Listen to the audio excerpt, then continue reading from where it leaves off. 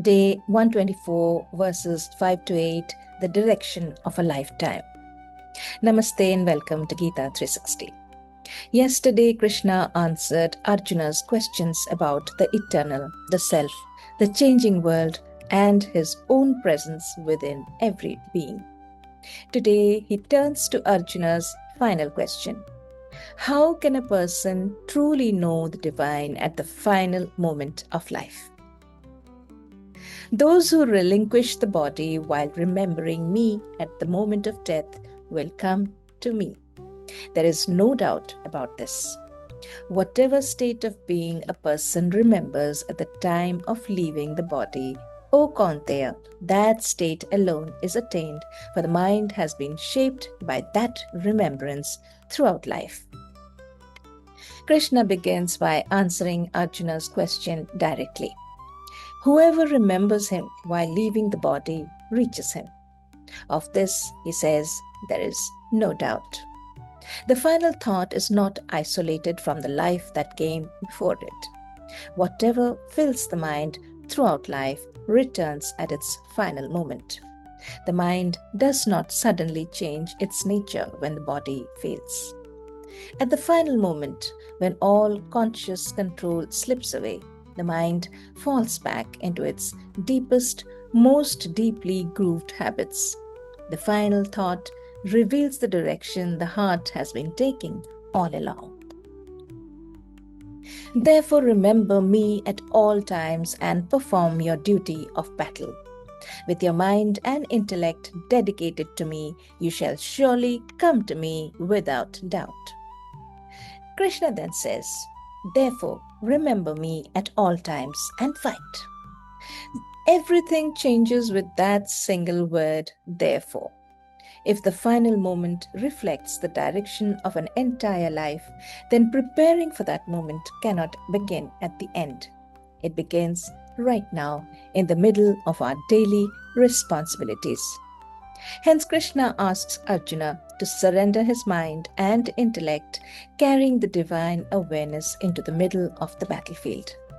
The battlefield itself becomes the place where remembrance is practiced. With the mind disciplined through constant practice and not wandering elsewhere, one who continually contemplates the Supreme Divine attains him, O Parth. The remembrance we spoke about earlier grows through abhyasa, constant practice. It learns through repetition. Each time the mind wanders and is gently brought back, a new habit is formed. Over time, remembrance no longer feels like an effort. It becomes the mind's natural resting place. Remembering the divine at life's final moment then requires no struggle. It becomes as effortless and natural as breathing. Krishna's answer has traveled an unexpected path. He began with the mystery of the final moment, but he ends by speaking about the discipline of everyday life. The preparation for the last breath is found in the way we choose to live each ordinary day. When we watch an accomplished musician perform a beautiful piece of music, every note seems effortless, as though it simply flowed in that moment. But the performance did not begin on the stage. It began months and years earlier through countless hours of quiet practice, repeated scales, small corrections, and patient discipline. The audience sees only the final performance. They do not see the life that made it possible.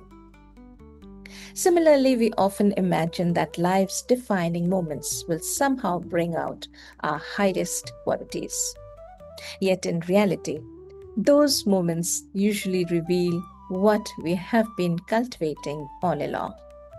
Our words in times of stress, our choices in moments of temptation, our response to loss or success, all of them grow from habits formed long before those moments arrived. The final moment of life is not a separate event standing apart from everything else. It is the natural flowering of the life we have lived. Every ordinary day becomes an opportunity to shape the direction of the heart.